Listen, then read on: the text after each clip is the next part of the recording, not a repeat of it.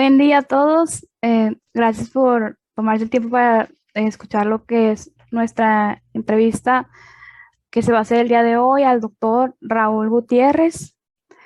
El doctor Raúl Fernando Gutiérrez Herrera, pues es originario de aquí de Monterrey, Nuevo León, y es un gran honor para mí presentarlo con toda su trayectoria. El doctor hizo la licenciatura de médico cirujano y partero en la Universidad Autónoma de Nuevo León. Después hizo dos especialidades, la especialidad de medicina familiar, igual en la Universidad Autónoma de Nuevo León, y también hizo la especialidad en geriatría clínica en la misma Universidad Autónoma de Nuevo León. El doctor también cuenta con un curso tutelar del Servicios de Salud para la Tercera Edad en Familia y la Comunidad. También tiene un fellowship en Gerontology y un expertise en Alzheimer's Disease y Elder Abuse del Departamento de Medicina Familiar del Centro de Ciencias de la Salud de la Universidad de Texas en San Antonio. También hizo una maestría en neurociencias de la Universidad de Barcelona, España, un doctorado en bioética. También tiene otra licenciatura en Derecho, de la cual está haciendo una maestría y está cursando el tercer semestre en mecanismos alternos de solución de controversias en la Facultad de Derecho y Criminología de la UANL. También el doctor está certificado por el Consejo, tanto el Consejo Mexicano de Geriatría como el Consejo Mexicano de Medicina Familiar, y es editor del Boletín del Voz Alzheimer. Tiene más de 100 investigaciones, es autor de más de 70 publicaciones en diferentes revistas nacionales e internacionales y es ponente en más de 2.500 ocasiones a nivel local, nacional e internacional. Y pues también tenemos el honor de que sea nuestro profesor de la materia de geriatría del segundo año de la residencia de medicina familiar en la unidad de medicina familiar número 32 de Guadalupe, Nuevo León.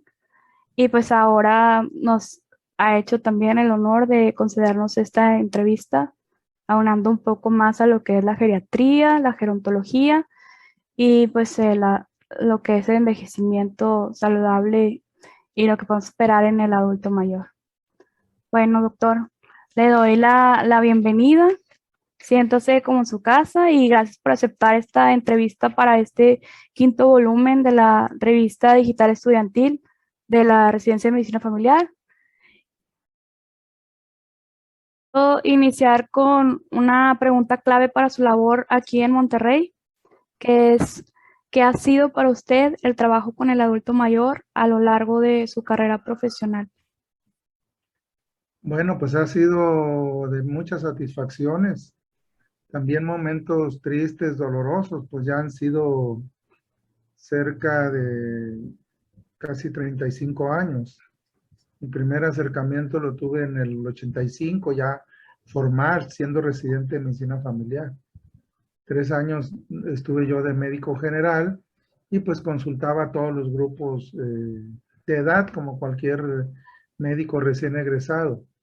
Sin embargo, cuando entré a la residencia de medicina familiar eh, y que la termino, bueno, mientras estaba en la residencia tuve la oportunidad con mi R2, que hizo una investigación sobre adultos mayores. Y esa fue la primera acercamiento ya formal en investigación.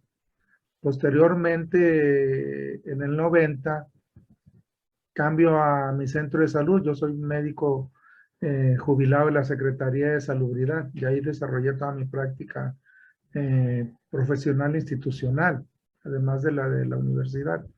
Y ahí estaba un asilo, el conjunto habitacional Club de Leones de Guadalupe. Y a partir de 1990 empecé a colaborar con ellos. Duré más de 20 años. Por el año 1993, pues la gente ya me identificaba como geriatra, cuando en realidad aquí en Nuevo León había pues casi nada más dos geriatras en ese tiempo. Y eso me motivó a hacer la especialidad de geriatría, la cual terminé en el 93 al 95.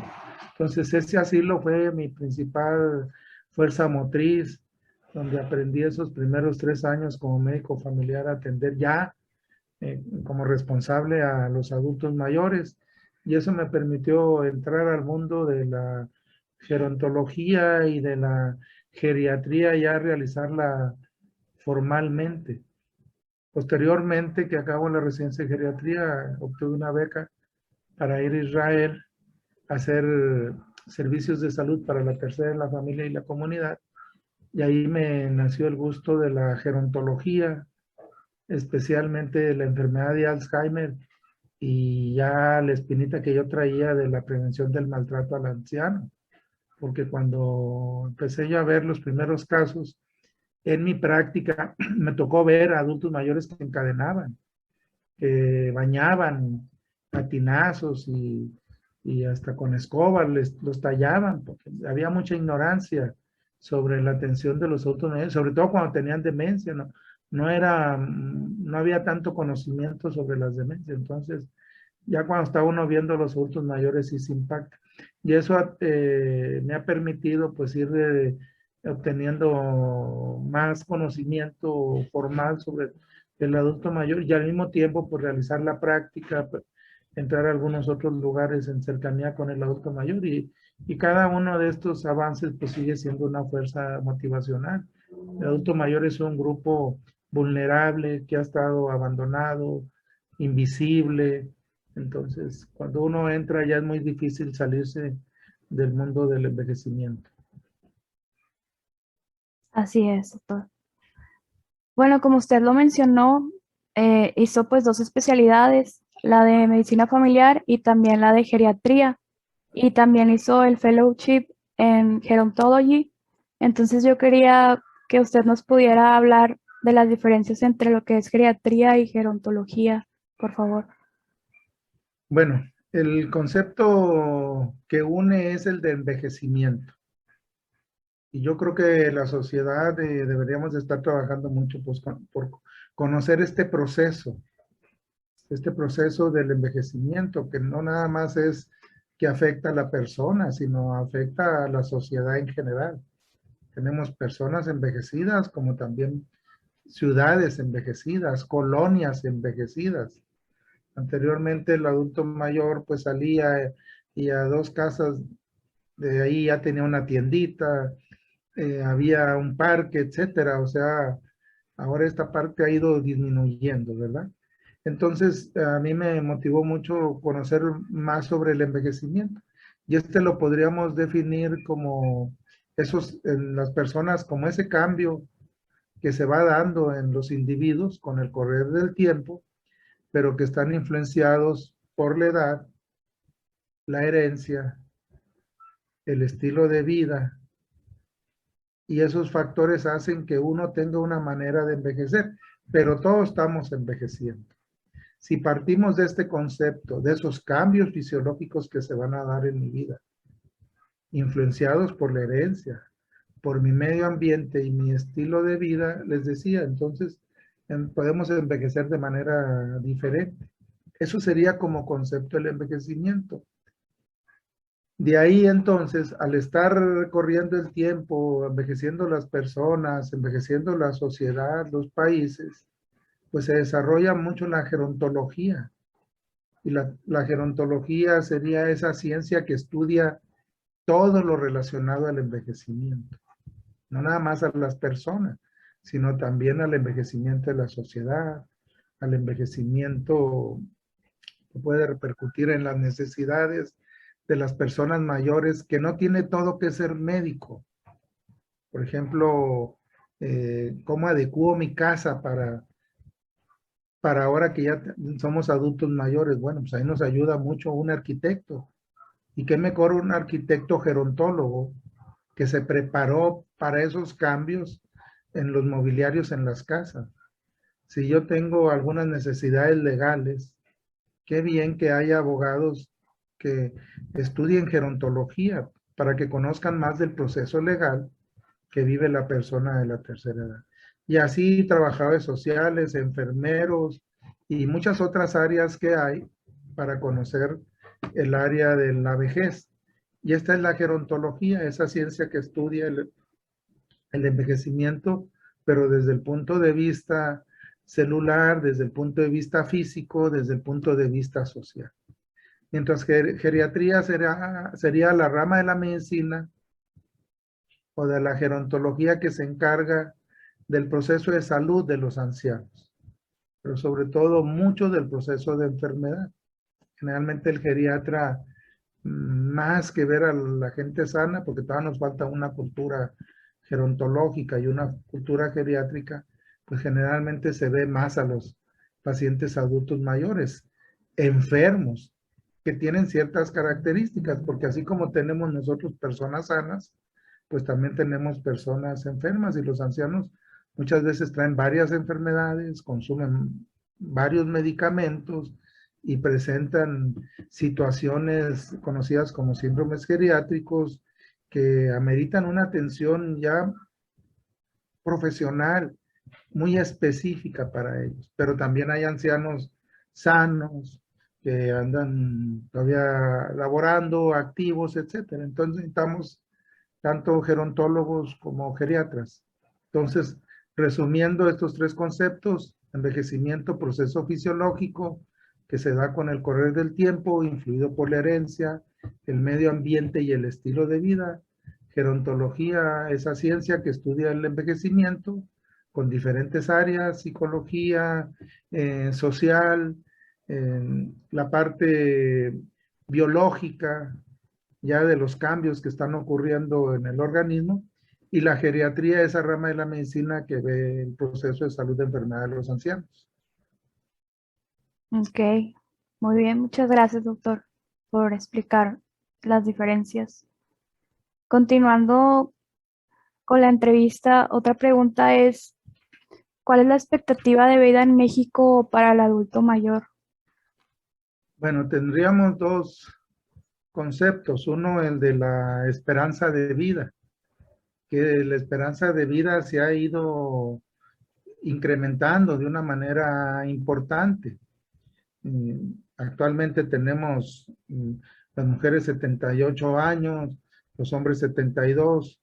En Nuevo León el promedio son actualmente casi 76 años.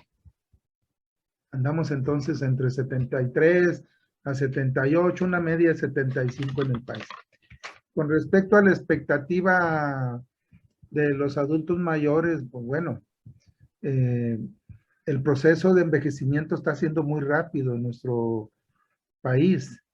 Entonces esto hace que tengamos que tener más recursos para las personas de la tercera edad, porque nuestro país pues es un país de jóvenes, ¿sí? Entonces mucho del esfuerzo, de los recursos, pues van hacia los jóvenes o a otro grupo vulnerable que son los niños, pero todavía no tanto para los adultos mayores. Entonces, la expectativa que pueda tener un adulto mayor, generalmente siempre dicen, el tiempo pasado fue mejor.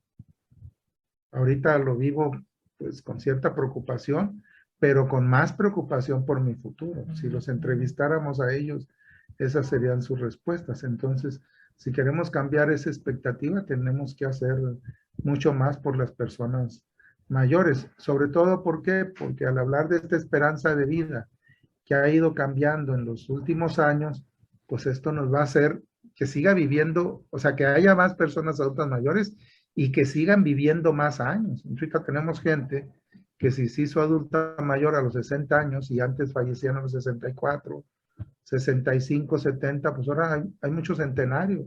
Ahora viven 80, 90, 100 años, 105 años. Entonces pueden pasar hasta 35, 40 años siendo adultos mayores. Entonces, con las necesidades propias de cada adulto mayor. Entonces, la expectativa que pueden estar generando o su percepción hacia el futuro a veces no es de lo mejor. Tenemos que, como sociedad, influir en que se haga positivo ese pensamiento futuro. Así es, concuerdo con usted de, pues como sociedad, estar al tanto en eso de la esperanza de vida y las expectativas de nuestros adultos mayores, porque pues ahorita los jóvenes, digo, me incluyo, en algún punto, o sea, vamos a pasar por ahí, como usted nos había dicho en las clases, y pues tener también la empatía y pensar a futuro. Y continuando hablando un poco más del tema de la expectativa o bueno, la esperanza de vida y lo que hablaba de los cambios de los grupos de niños y jóvenes y adultos mayores, ¿qué proyección tendrá México respecto a la pirámide de población? Pues hay una situación muy importante, no nada más en México, sino en toda América Latina. O sea, se sigue, están los países jóvenes, pero la proyección hacia adultos mayores es importante en cuestión de la edad, porque la mortalidad ahora no es como le mencionaba, a edades tempranas. La gente vive más años, pero por otro lado, esa fuerza que ayudaba en los adultos mayores cuando estos se pensionaban, que era la de toda la gente joven que venía abajo, ya no es tan ancha esa pirámide de la gente que viene hacia abajo. Cuando yo empecé a dar ya la parte docente de los cursos de salud del adulto mayor, de geriatría, yo tenía como 33 años. Entonces, era joven. Cuando yo empecé a atender el asilo, todavía yo no cumplía los 34 años. Entonces, yo veía cómo vivían los adultos mayores y a mí me faltaban 26 años para llegar a la tercera edad, era mucho. Ahorita ya tengo 65, o sea, estamos hablando de 30 años. Y lo que en ese tiempo pensábamos que podía ser bueno para los adultos mayores, en realidad en todo este tiempo no se ha mejorado tanto. Y eso que Nuevo León es junto con Jalisco y otros estados de los mejores. Entonces, ¿qué vemos? Que va a haber muchos adultos mayores, casi ya no va a haber tantos niños, ha bajado. El promedio va a ser en los siguientes años de 1.7 niños eh, por las mujeres que ya están decidiendo no tener familia, pero por otro lado también es un derecho que están teniendo las mujeres de que yo quiero trabajar, no quiero tener hijos, me quiero desarrollar, que también merece respeto. ¿Qué está pasando también? Se ha incrementado la migración. Entonces, al incrementarse la migración, no migran los adultos mayores, migran los jóvenes. Entonces, ¿qué va a suceder? Que podemos encontrarnos en las casas adultos mayores, cada vez con más edad, con no tanta gente laborando. Entonces, se prevé que esta transformación que va a haber en la pirámide, estamos desaprovechando ahorita el bono de todos los jóvenes. Tenemos que crear muchos servicios para tercera edad y sobre todo adecuarlos a lo que estamos viviendo, o sea, servicios para gente activa como para gente enferma, centros diurnos, hospitales para adultos mayores y pues toda la gama de servicios que se puede estar haciendo. Yo tuve la oportunidad en 1995 de estar en Israel haciendo el curso tutelar de servicios para la tercera edad y cuando traía yo todas esas ideas aquí a mi estado, a mi país, pues no se hacía caso porque no era prioritario. Pero ahora cada día tenemos que ver, porque imagínense ustedes de 30 años y sus padres de 50, algunos ya de 60 y sus abuelos de 90, donde hay alguna enfermedad y que, vente, mija, cuida a tu abuelita, etcétera. Espérame, mami, pues yo estoy haciendo mi especialidad, o sea, los recursos, necesitamos generar muchos recursos para tercera edad. Entonces, estos cambios que van a hacer en esa reestructuración, no se va a invertir la pirámide, pero la parte de los adultos mayores se está ensanchando. La parte que viene abajo de 50 años se está ensanchando. Y ese ensanchamiento de 60, 70 y de 50, ¿sobre quién recae? Sobre los de 40 y los de 30, que van a ser ustedes. Y abajo de ustedes ya van a estar los de 15 o los niños, los adolescentes, que no va a ser esa fuerza tampoco tan grande. Entonces, eso tenemos que irnos anticipando. Sí, así es. Y ahorita mencionó un poco sobre el tema de las diferencias en cuanto a México y Nuevo León, que pues todavía nos falta avanzar, ¿verdad? y también mencionó de Israel, pero yo quería ver si nos podía hablar un poco más de las diferencias que hay en los adultos mayores en América y Europa. Pues hay bastante porque la situación es que en Europa el proceso de envejecimiento inició hace muchos años. O sea, hace muchos años Europa empezó a hacerse vieja, pero fue de una manera gradual, no como está haciendo súbita aquí en Latinoamérica o específicamente en México. Al ser gradual, le fue dando oportunidad de generar recursos, de generar una conciencia, como la gente pues es educada, algo similar a lo que pasa en Estados Unidos, donde si en un momento dado hay seguros para las personas mayores, el adulto mayor desea irse a una casa de reposo, se va. En cambio aquí tenemos estigma, el estar en un asilo es un fracaso, etcétera, etcétera, ¿no? El transporte, si nosotros vemos el transporte americano o el transporte europeo, pues hay muchas personas adultas mayores que lo requieren, pero hay las condiciones de seguridad, de protección, las avenidas, etcétera.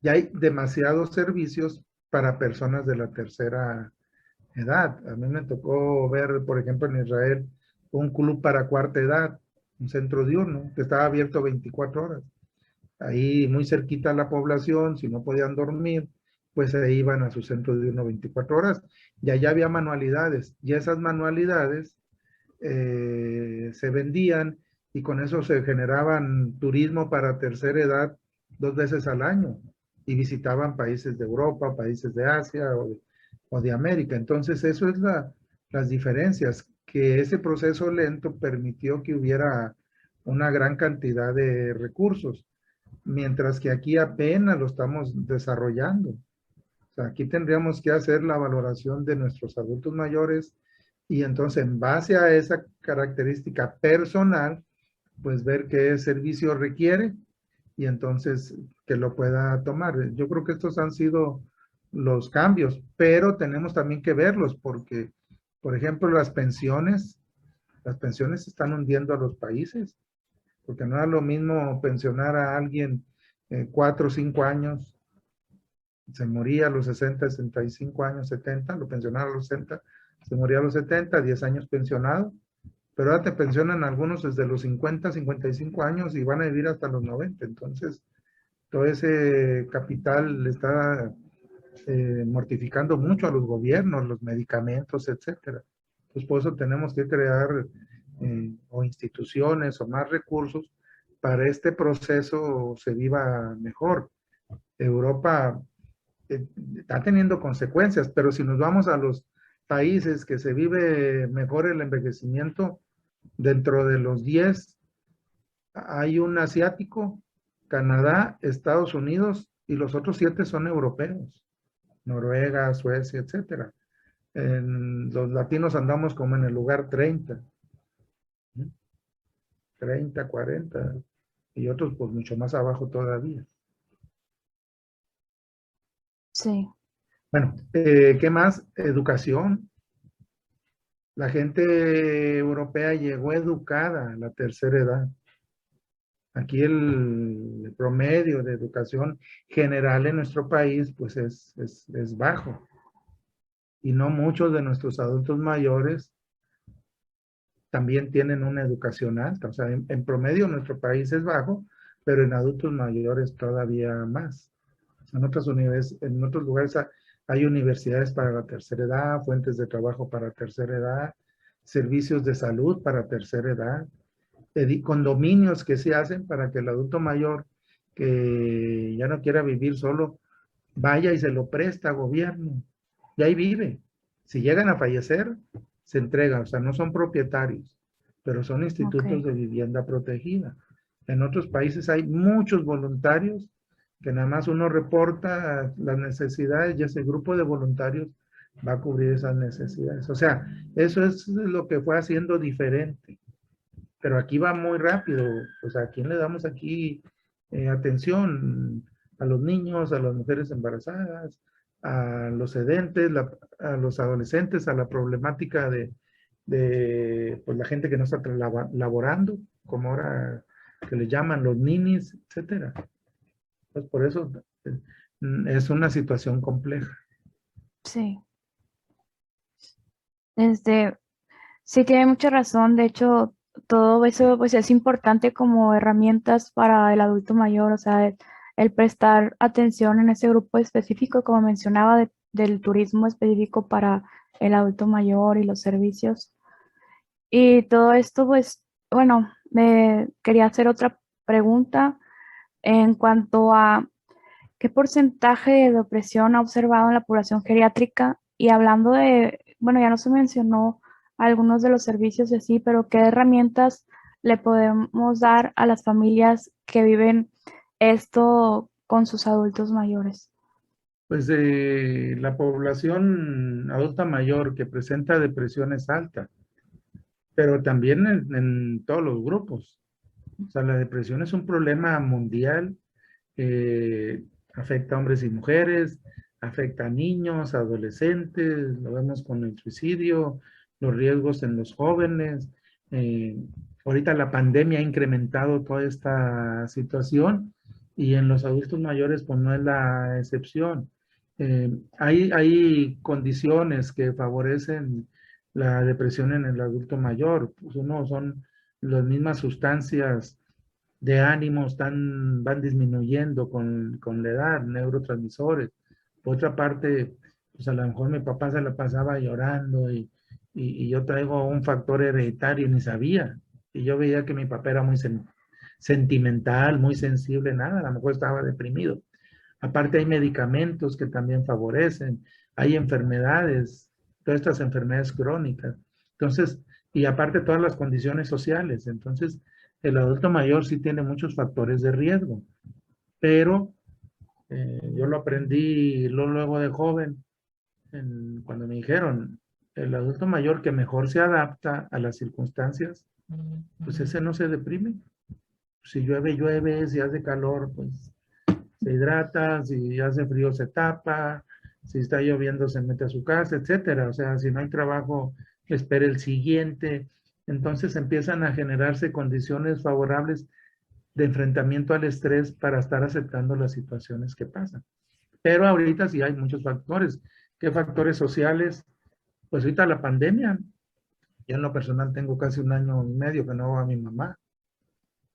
Le hablo por teléfono todos los días, pero no estamos que primera ola, que segunda ola, que tercera ola, o sea, no hemos podido aquella continuidad que teníamos de cada semana ir a comer con la familia, a misa, pues desapareció ahorita. Y así tengo muchas familias que han quedado aisladas.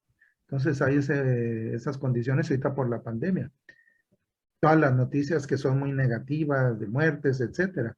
Pero por otra parte, desde hace tiempo ya se daban estos factores. ¿Por qué? Porque esa familia extensa que nosotros conocimos, pues empezó ya a fraccionarse a que los hijos, vive uno en Santa Catarina, otro en San Nicolás, está el metro, etcétera. O sea que ya los hijos no van a ver a los padres y los padres también ya no pueden estar haciendo esos recorridos de ir a visitar a los hijos. Entonces se ha favorecido un aislamiento, pero esto ya viene desde antes, se ha agravado por la pandemia. Entonces, hay que estar conscientes de que ese es un riesgo y entonces tendríamos que tomar medidas para tratar de contrarrestar el estado anímico de nuestros adultos mayores. Sí, así es, doctor. Y pues como mencionaba, pues lo de la pandemia pues es un cambio imprevisto que, como dijo, o sea, nos sacude a todos y pues en todos los grupos de edad se ha visto lo que es pues el aumento en la depresión y el estado de la salud mental alterado. Y bueno, hablando en este punto, nos podría hablar de cómo es la evaluación por esferas en el adulto mayor, o sea, incluyendo ya completamente pues no solo lo bueno, lo que habíamos visto de la enfermedad, sino como un todo, ¿verdad? Miren, es muy importante que toda la sociedad aprenda evaluar un adulto mayor? Desde el punto de vista de nosotros los profesionales de la salud, pues si a mí me llega a consultar a alguien, adulto mayor, o alguien me lleva al adulto mayor, lo primero que les digo, miren, se los voy a fraccionar. Al final de cuentas es un todo, pero se los voy a dividir para hacerlo didáctico, para que sea más fácil de comprender. Y entonces podríamos hablar de que la valoración integral del adulto mayor consta de 4 áreas, 4 esferas, 4 partes, como quieran llamarle, pero van a ser 4. Y en algunos momentos se conoce como valoración cuádruple dinámica, porque cambia, no siempre va a ser igual. ¿Cuál es la primera? La parte física. Y en la parte física es muy importante que uno conozca los cambios fisiológicos que se dan con la edad, para no andar inventando enfermedades, sino que ese es un cambio propio de la edad, pero también para no minimizar enfermedades y andarle achacando que es la edad, porque el edadismo es una de las causas más importantes de discriminación que hay. Es por la edad, y es por la edad, y es por la edad. No, o sea, hay que conocer realmente cuáles son los cambios fisiológicos. La parte física sería esa historia clínica, con sus antecedentes, con sus datos generales, su exploración, etcétera. Esa sería la parte física. ¿Qué nos va a dar? Pues que está una persona sana o que está una persona enferma. Y si esta está controlada o no controlada. Eso es lo que nos da la parte física. Señor, está todo muy bien, o usted es diabético, hipertenso, toma estos medicamentos, vamos a seguirle con eso. La segunda parte es la funcional, que esa es la parte que el adulto mayor considera más importante. No es tanto la enfermedad. Ahorita ya estamos llegando con obesidad, con diabetes a los 40, 55 años, etcétera. O sea, ya llegamos enfermos, algunos a tercera edad, pero llegamos independientes. La segunda área es la funcionalidad, el poder hacer nuestras actividades, que esa es la que me importa. Puedo andar yo en la calle, puedo moverme con tranquilidad en mi casa, o por lo menos me basto para sí mismo porque camino, no me hago pipí en el camino para llegar al baño, me hago mi aseo en el baño, me baño, me visto y me regreso a comer. ¿Sí? Entonces estas se llaman actividades avanzadas, intermedias o básicas. Y esto nos va a dar 3 posibilidades. Así como la física nos dio lo sano, lo enfermo, controlado o no, la funcional nos dice, soy independiente, soy semidependiente, ocupo algo de ayuda, o soy dependiente total. Y esto es muy importante, esta valoración. Ojalá todos los adultos mayores aprendiéramos a hacerle la valoración. Yo seguido les doy estas pláticas a servidores públicos, a cajeras de banco, para que estén atentos.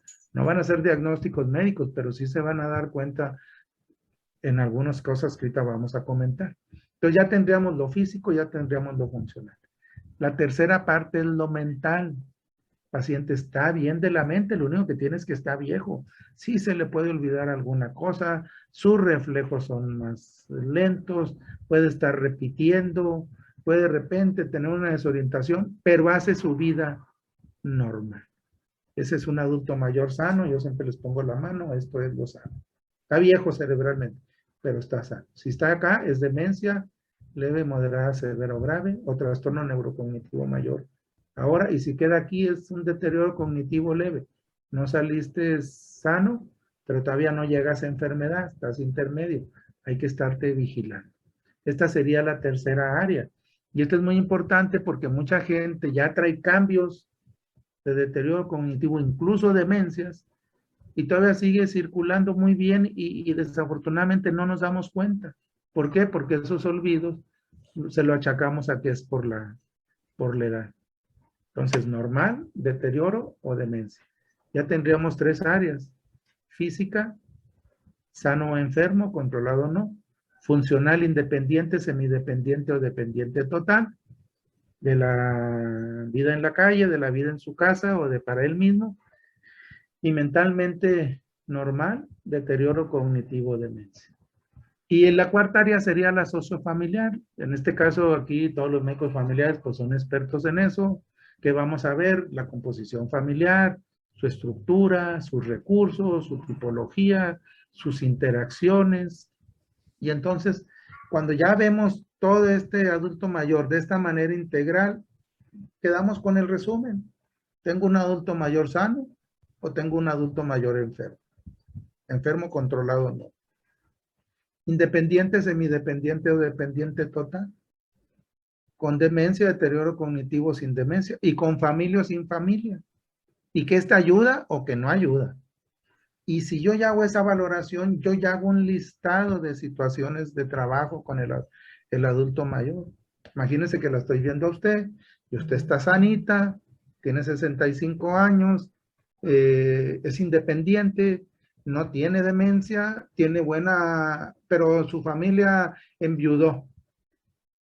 Entonces, ¿qué le hace falta? Socializar, pero se vale por sí misma y está bien de su mente. Entonces, a lo mejor hay que buscarle un lugar de socialización de tercera edad en el cual usted puede ir, porque se puede movilizar. ¿Sí? Pero vamos a suponer que no, que trae un síndrome demencial. Pues bueno, tendré que educar entonces a la familia para el síndrome demencial o buscar algún recurso, quizás un centro diurno o otro, o una guardería o algún lugar donde puedan darle respiro a usted como familiar y al mismo tiempo estamos estimulando a la persona que trae el síndrome demencial.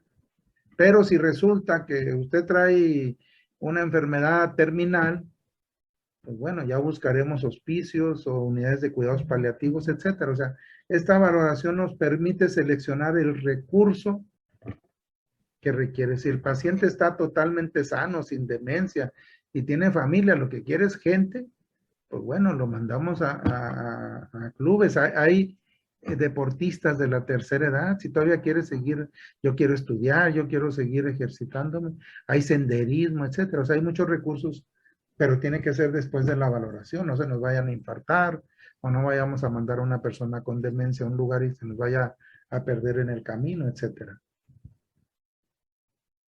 Así Esto es. sería en síntesis la valoración del adulto mayor. Ok. Y continuando, doctor, bueno, nos hablaba de lo de, como bien lo mencionó, ay, perdón, la valoración del adulto mayor. Y a veces pues también menciona, como dijo, ¿verdad? El adulto mayor sano, el enfermo. Pero de acuerdo a todo lo que nos ha hablado, también nos puede hablar un poco más de lo que es muy importante, el envejecimiento saludable. Bueno, ahorita dijimos nosotros que el envejecimiento era los cambios fisiológicos que se dan con la edad, pero que tienen que ver por la herencia, el medio ambiente y el estilo de vida. Yo probablemente no pueda modificar en este momento la herencia, pero sí puedo modificar el estilo de vida del medio ambiente. Este concepto de envejecimiento, tomando en cuenta esos tres factores, nos da dos posibilidades. Una, que yo tenga factores de riesgo o hereditarios para diabetes, hipertensión. Dos, a lo mejor fumo, llevo una vida sedentaria y quizás viva en un ambiente muy hostil, muy estresante. Pues esto va a ser un envejecimiento acelerado y voy a vivir un envejecimiento patológico, que se llama. Va a llevar con enfermedades, con limitaciones. O traigo factores de herencia, pero mis hábitos y estilo de vida son adecuados. Entonces, nomás estoy viviendo mi vejez, pero una vejez sana. Entonces, ¿qué voy a buscar? Participar en la vida social, seguir activo, seguir valiéndome por mí mismo, etcétera. Y esto, entonces, esas son las dos posibilidades.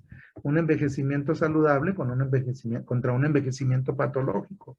A nivel del saludable, pues va a contar mucho que yo cuide mis hábitos, la alimentación, el ejercicio, la espiritualidad, el tratar de buscar proyectos, innovar, ser creativo, porque en esta edad se vale mucho eso, el mantener mis relaciones familiares, mis amistades, a lo mejor le voy a bajar yo a los deportes, pues ya no voy a andar jugando el fútbol o a lo mejor escalando, pero sí puedo caminar en planito, o sea, me voy a adecuar a mis características y pues voy a buscar algún sentido de pertenencia con algún club de amigos, asociaciones, a lo mejor me dedico al altruismo, visito gente en el penal o gente en los asilos, etcétera.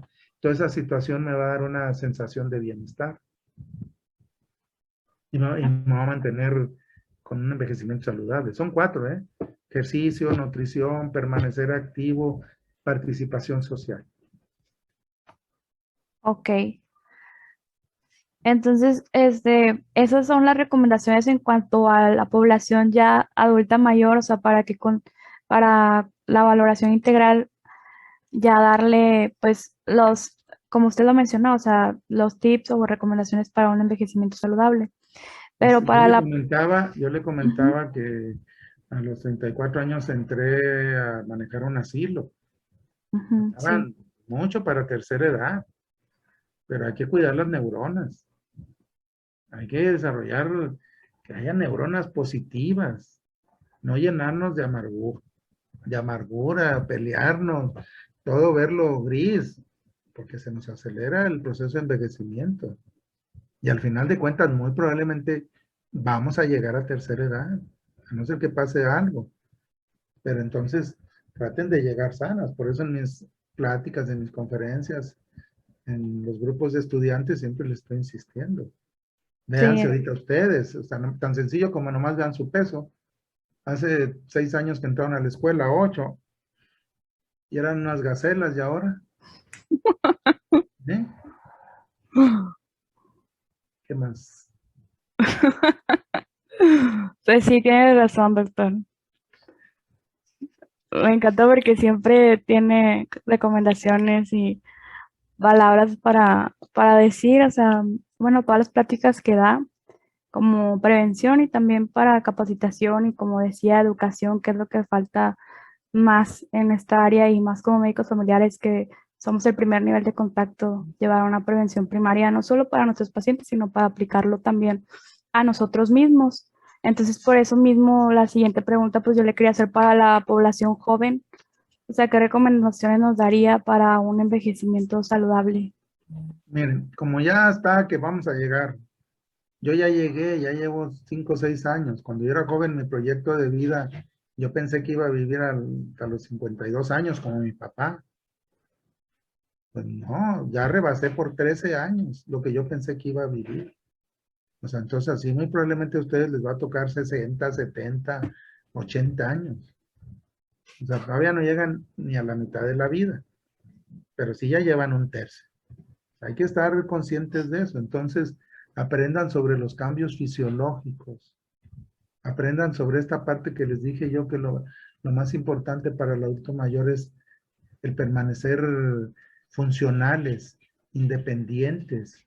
Entonces, cuiden sus músculos, cuiden su visión, sus dientes, cuiden sus sentidos, ¿sí? Hagan ejercicio para que sigan estando bien.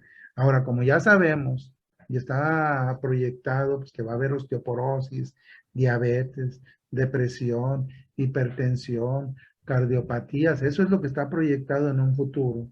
Por ejemplo, en Ajá, el caso de las mujeres, que va a haber sus fracturas de cadera, etcétera. Entonces, pues desde ahorita ustedes vayan planeando anticiparse a disminuir esos factores de riesgo, sobre todo alimentación y ejercicio, a mantener la vida sana, aunque ahorita ustedes están llenos de estrés, porque pues están los jóvenes ahorita en una situación cuando tanto en la residencia como en la universidad o en y la donde quiera que pandemia, el como joven dijo.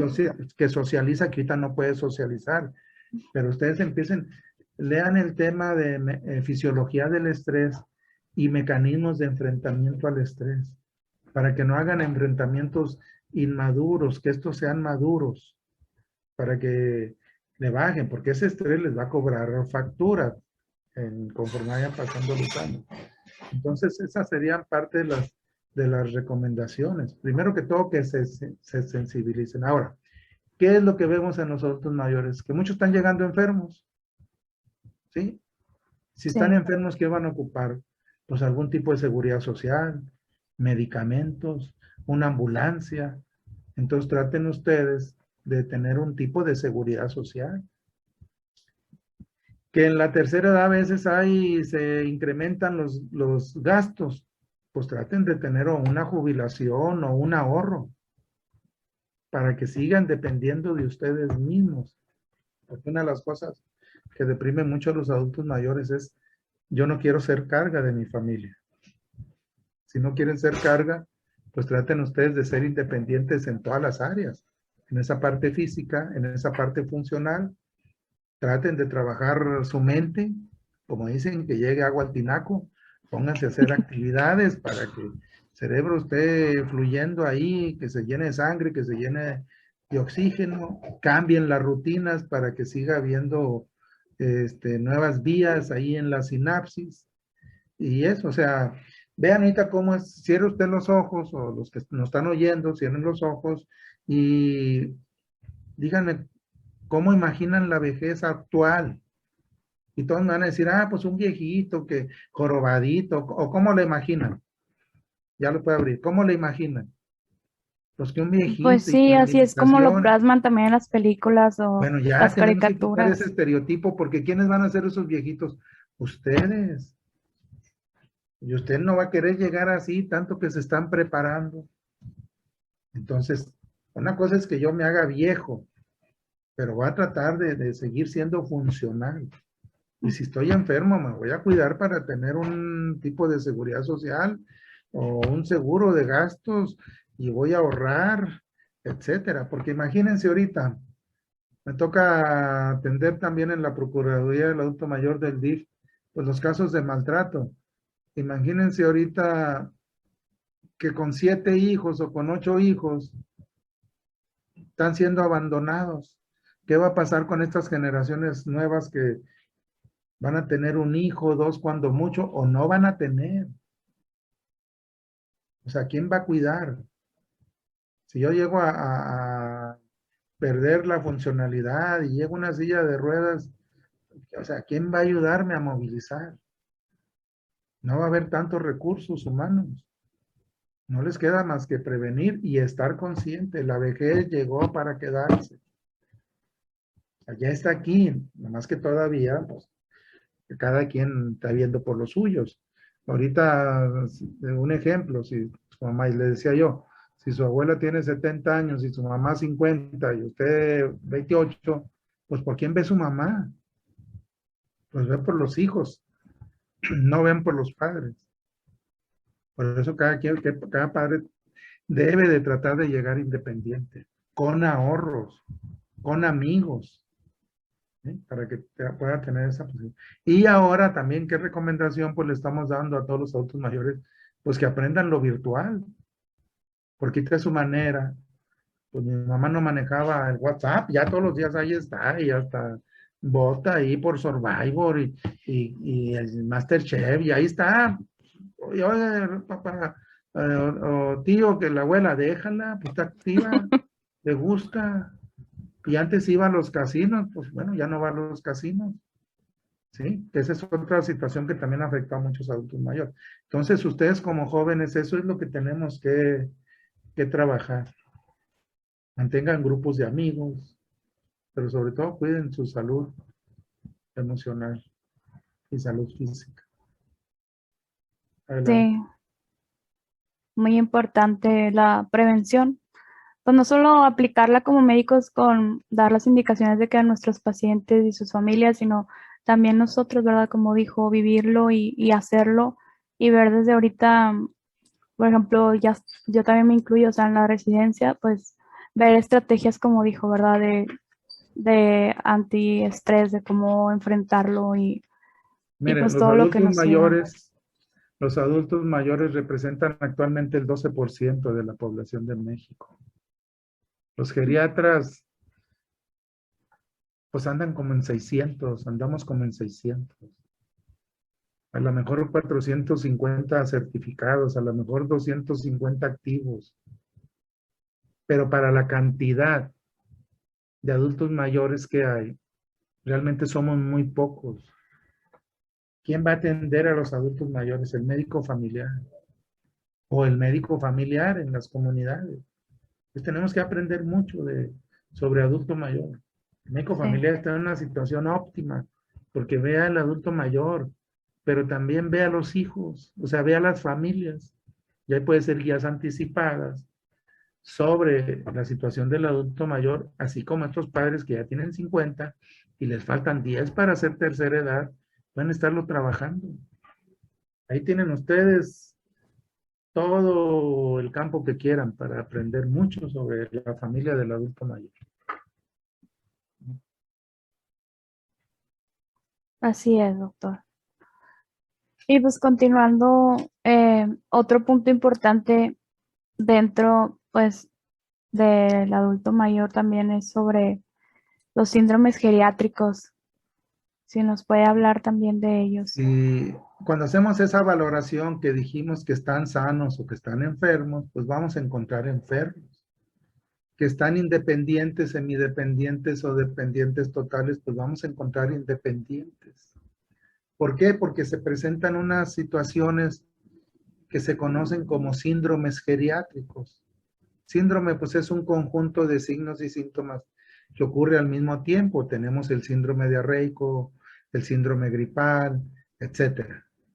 Pero acá se les llama síndromes geriátricos porque tienden a verse mucho en los adultos mayores, el paciente geriátrico, pero no son específicos de los adultos mayores, pero sí los vemos mucho en ellos. ¿Cuáles son estos síndromes geriátricos? Pues el síndrome de inmovilidad, el síndrome de caídas, el síndrome de lesiones por presión, las úlceras por presión, las llagas, la incontinencia urinaria. Ahora hablamos de síndromes de alteración en el intelecto, hablamos de fragilidad. O sea, cada vez vamos viendo más circunstancias presentes en los adultos mayores que debemos de atenderlas.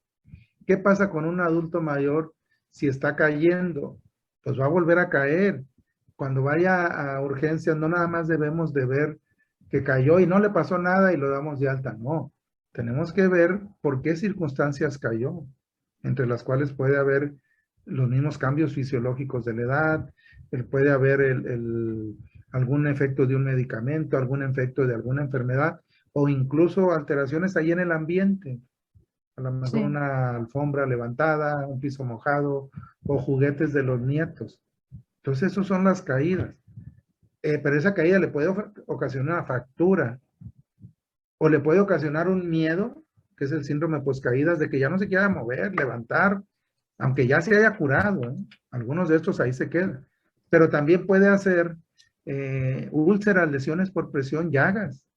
Y eso es muy depresivo, porque la familia siente que está fracasando en el cuidado, el médico siente que está fracasando en el cuidado, y aparte las úlceras cuadriplican el riesgo de morir. Ese es otro. Las incontinencias, pues que al adulto mayor muchas veces su estereotipo era que olía pipí.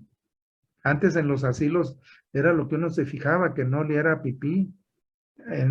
Tiempo atrás el punto número uno para ingresar a un paciente en el asilo era que era incontinencia. ¿Por qué? Porque olían mal en las casas y aparte el lavado de las colchas, el desgaste económico, físico, etcétera. Ahora son las demencias. Un paciente que tiene demencia, imagínense todas las situaciones que ocurren ahí en las casas. Y si ya está frágil el adulto mayor, pues más riesgo de que se estén presentando síndromes geriátricos. Ya es un, de hecho, los síndromes geriátricos pueden ser seguidos de una enfermedad. Una enfermedad puede entonces ocasionar un síndrome geriátrico. Un síndrome geriátrico puede ocasionar otro, puede complicar una enfermedad.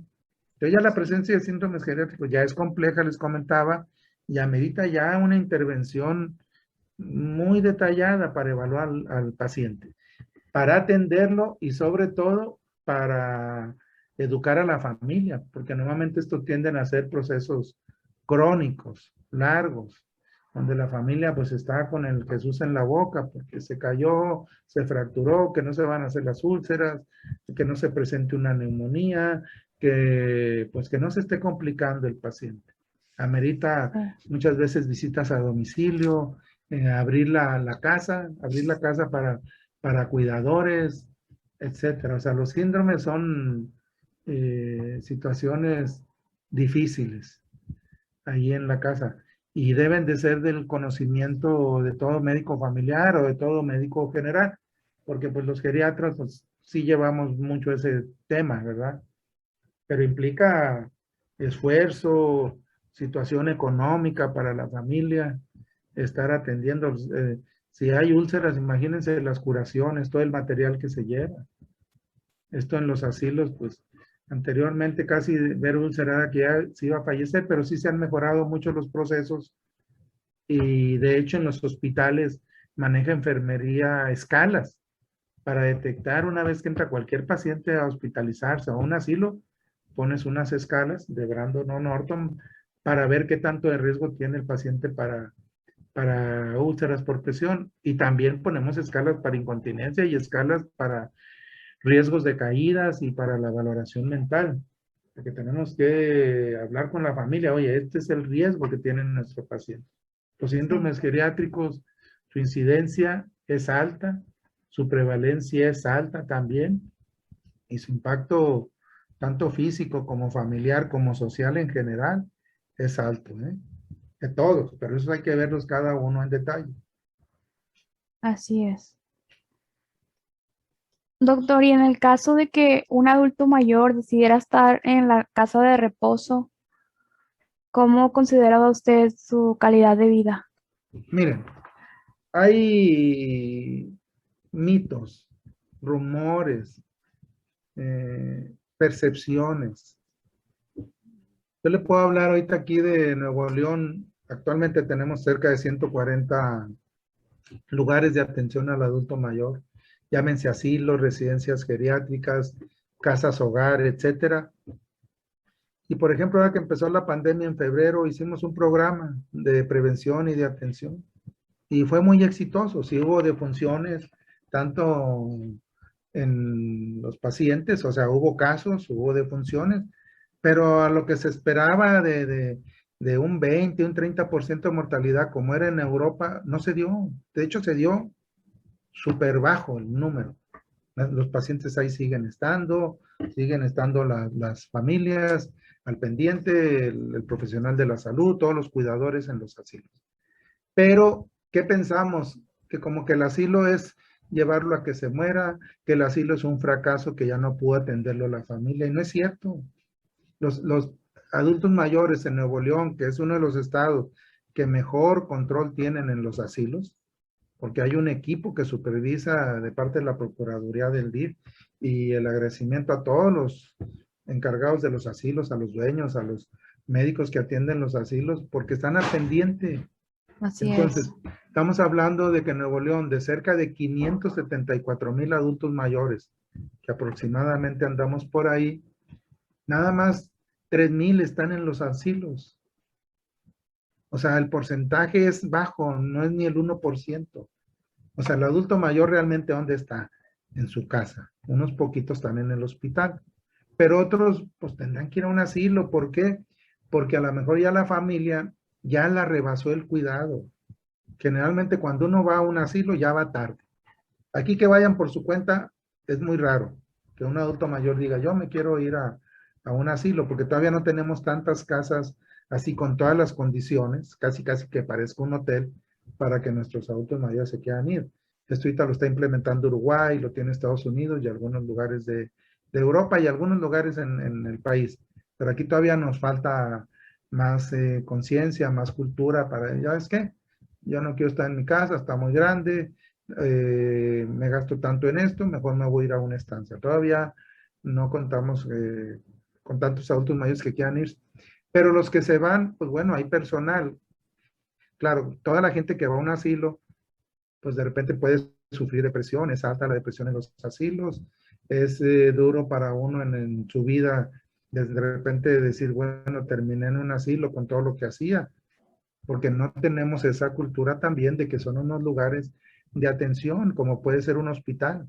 Y los asilos tampoco tiene que ser algo permanente, puede ser algo temporal. Pero cuando ya van a los asilos, muchas veces ya los hijos están tronados y a lo mejor durante algunos meses ya no brindaban la atención que era la adecuada. Hasta que alguien les dice, oye, ponle en un asilo, ahí va a tener personal que te lo atienda. Pero tenemos que mejorar entonces en los asilos, que haya atención con la familia, que haya estimulación cognitiva, que se permita la socialización, que se permita los servicios religiosos, que haya espiritualidad, que ojalá puedan tener algún lugar recreativo una vez que pase la pandemia. O sea, Esto debemos de buscar. Pero también los asilos, pues los costos van de 10,000 hasta 50,000 pesos la mensualidad, o sea, es alta. Por eso yo les decía que tenemos que hacer ahorros, porque si no, a lo mejor nos hacemos de un asilo donde el costo es muy barato, pero también es poco el personal para la atención. Pueden haber poquito personal para 30 o 40 adultos mayores que estén así. Y eso sí podría mermar la calidad de vida o el estado anímico de ellos. Ajá. Pero en general, pues nosotros vamos bien. No voy a negar que de repente hay quejas de maltrato de algún asilo, etcétera, etcétera. Pero pues bueno, también la familia tiene que estar al tanto, la sociedad también tiene que estar al tanto y tenemos que dar mejores, favorecer condiciones para las estancias. Sí. Y continuando, doctor, ¿qué nos podría mencionar acerca de los cuidados en el final de la vida? Bueno, pues si hay algo seguro que tenemos es la muerte. ¿Y quienes estamos más cerquita? Así general, pues los adultos mayores. Digo, le puede tocar a un bebé, le puede tocar a un adolescente, le puede tocar a un niño, a cualquiera. Hay edades de riesgo de accidentes, etcétera. Pero ya en la tercera edad, pues llevamos más probabilidad, estamos más cerquita de finalizar nuestra vida. Entonces, ¿qué recomendaciones en los cuidados en el final de la vida? Pues que el paciente tenemos que respetarlo, tiene dignidad, que no haya sufrimiento, si es por un cáncer que ya está en el final de la vida, o si es por una enfermedad no oncológica, pero que se considera terminal, pues hay que evitar que tenga sufrimiento, que coma, que duerma, que no huela mal, si acaso presenta diarrea, vómito, que tenga higiene, que tenga la visita de los familiares, que los familiares se puedan despedir, que se maneje el afecto. Pues al final de cuentas, ojalá se pueda hablar con la verdad para que esté preparado, pues que ya esté en el final de la vida, que maneje también sus preferencias y que ojalá se le respeten. Pues yo no quiero estar hospitalizado, sí quiero que me hospitalicen, que me pongan suero, que no me pongan suero, etcétera. Porque imagínese usted que todo su proyecto de vida, pues de repente le aparece una enfermedad. Todavía usted tenía proyectos de vida, todavía no los terminaba, pero le apareció un cáncer y un cáncer rápido. Entonces, tenemos que estar trabajando también el duelo, los aspectos bioéticos de las malas noticias, los dilemas que se van a presentar.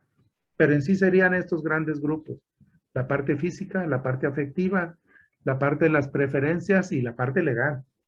Que arreglen lo legal para que no fallezca uno y deje problemas. Que haya hecho testamento y en caso de que tenga alguna discapacidad, pues que pueda hacer un juicio de interdicción. Más o menos esas serían las recomendaciones. Podríamos ahondar muchísimo en cada uno de estos apartados, pero eso ya dependería de cada persona. ¿A quién le vamos a poner sueros o no le ponemos sueros? El oxígeno, le vamos a poner sonda o no le vamos a poner sonda. Todo eso tenemos que platicarlo con la familia o con el paciente si está bien todavía con su autonomía. Y eso serían a grandes rasgos parte de los cuidados. Lo importante es que no sufra, que no tenga dolor. Si está haciendo mucho, pues hay sedación, etcétera, ¿no? Sí, así es. Pues muchas gracias porque, pues como dice, ¿verdad? Nos dijo a grandes rasgos todos los cuidados del final de la vida y también de los demás temas, pues es muy amplio, o sea, como hemos visto, pues usted es nuestro maestro de geriatría del R2 de la Unidad de Medicina Familiar de la número 32 y pues a veces nos hemos llevado, pues en algunos temas, meses viéndolos, la valoración integral del adulto mayor, eh, la de farmacología y varios temas que hemos visto, porque pues hay mucho contenido y muchas cosas, pero pues nos ha hecho pues un resumen, o bueno, dicho lo más importante y por ello también quería pedirle si nos puede dar recomendaciones a nosotros como médicos familiares en formación acerca de la valoración geriátrica que se emplea en la consulta. Medicina familiar es cambio de actitud. ¿sí? Y tenemos que poner en un cartel, tenemos que tener un cartel ahí pegado en la pared, las cosas que nos limitan. Ustedes están en aprendizaje, están en entrenamiento. Entonces, en ese cartel que van a pegar ahí en la pared, pónganle tiempo, escriban tiempo. O sea, que no sea un pretexto que no tienen tiempo, porque eso nos limita mucho. Siempre nos vamos a quejar de que no hay tiempo y entonces vamos a limitar la valoración del adulto mayor o la de cualquier paciente. Recuerden que esa es una persona que tiene dignidad, se los dije, que merece respeto y que si va a consultar con ustedes es porque trae un problema o por lo menos percibe un problema. Traten de darle su tiempo a él. Ese tiempo que van a pegar en la pared, désenlo a él, aunque sea un minuto. Ese adulto mayor ya hizo un esfuerzo para llegar allá a su clínica. A lo mejor tuvo que esperar hasta que un hijo lo llevara, etcétera, etcétera, etcétera. Les va a consultar a ustedes de inicio por diabetes, hipertensión, por dolores, porque no duerme, porque está estreñido o porque le duele. Son los síntomas comunes o las enfermedades comunes. Pero acuérdense que es muy importante evaluar la funcionalidad. Hagan 2, 3 preguntas, estén atentos desde que llega, si se sentó de manera adecuada, si responde bien a sus preguntas, hagan 1 o 2 preguntas para su área mental, ¿sí? Y si ven que algo está sucediendo, pues a reportarlo, no tiene que ser todo en esa primera consulta, pueden ponerle una cita posterior y entonces se ayudan al diagnóstico y aparte evalúan a la familia. En esa primera consulta, pues ayuden con la diabetes, con la hipertensión, con si fue a los medicamentos, si fue una consulta, pero avancen a hacer la valoración integral. Y no tiene que ser todo en una consulta. Por eso les digo, medicina familiar es cambio de actitud, de que cambie ese enfoque biológico a un biopsicosocial.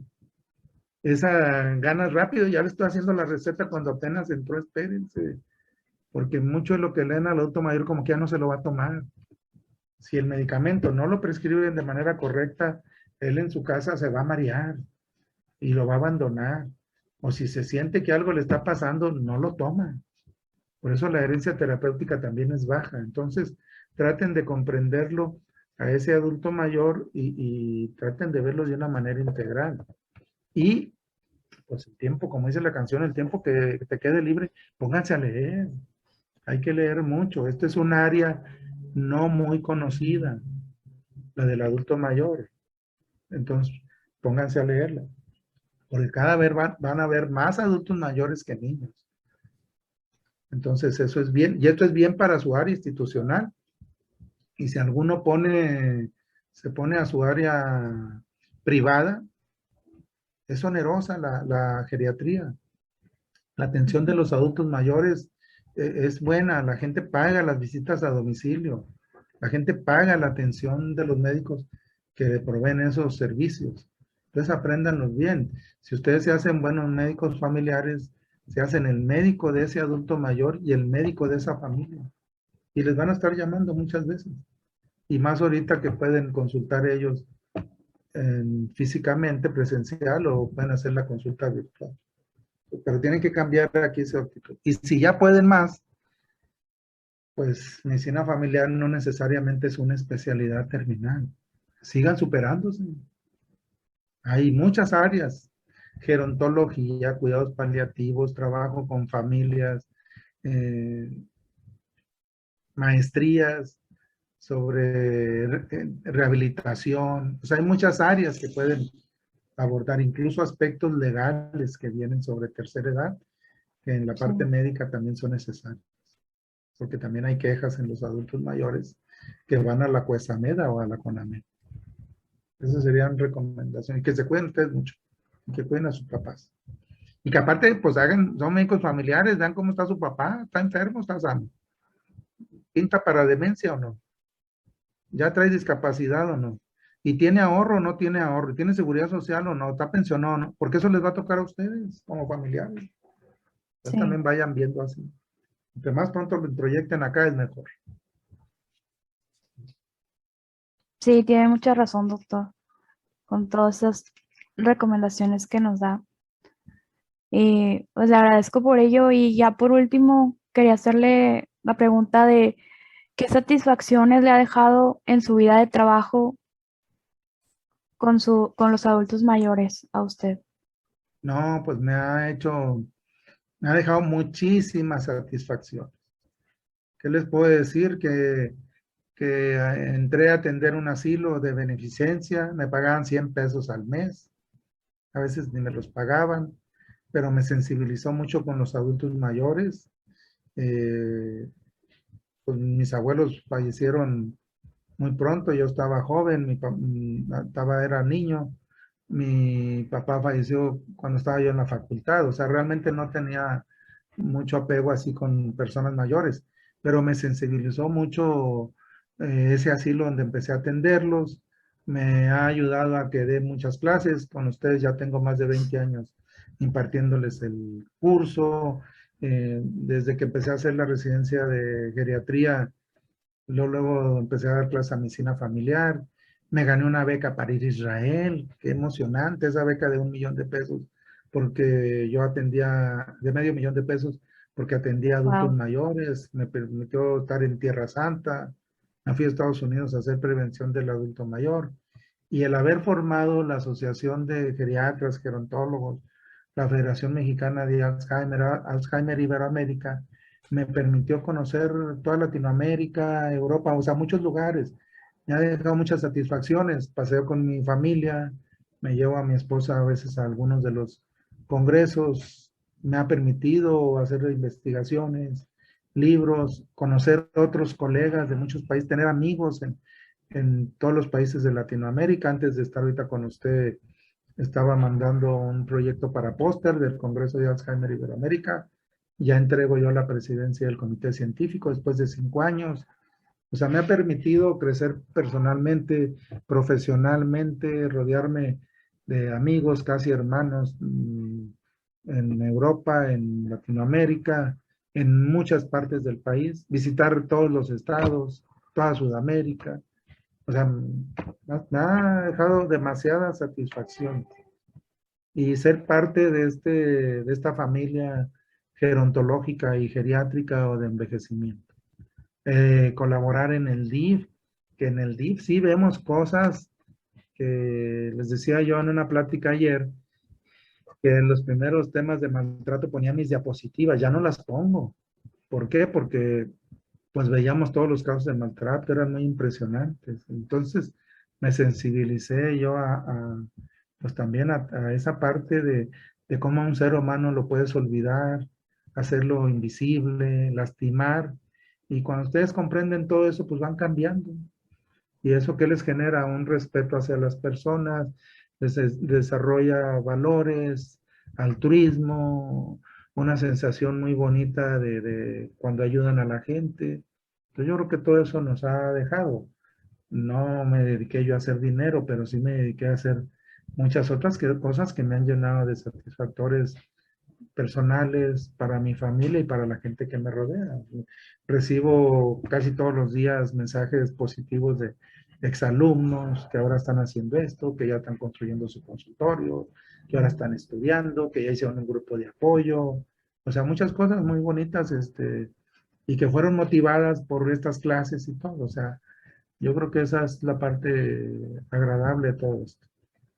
Como profesor ya saben que los sueldos no son tan altos, pero hay una serie de gratificaciones que lo llenan a uno mucho más a veces que la cuestión monetaria. Así es, doctor.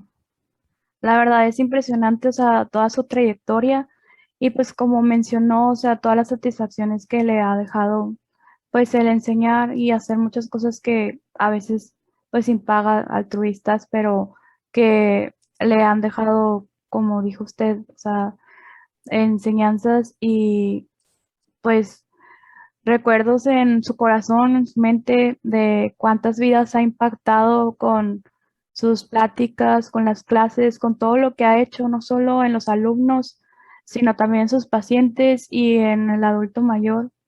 Y pues que esa semilla que ha sembrado usted en los demás médicos en formación, pues que va a dar fruto, o sea, que va a seguir impactando aún más vidas, o sea, no solo todo su currículum extenso, o sea, que ha estado aquí en México, bueno, en Nuevo León y en todo el país y internacionalmente, sino también que al llevarlo a cabo, por ejemplo, ahí en la residencia, los 20 años que lleva de profesor y en otros lugares, pues esas personas a su vez también van a sembrarlo en otros.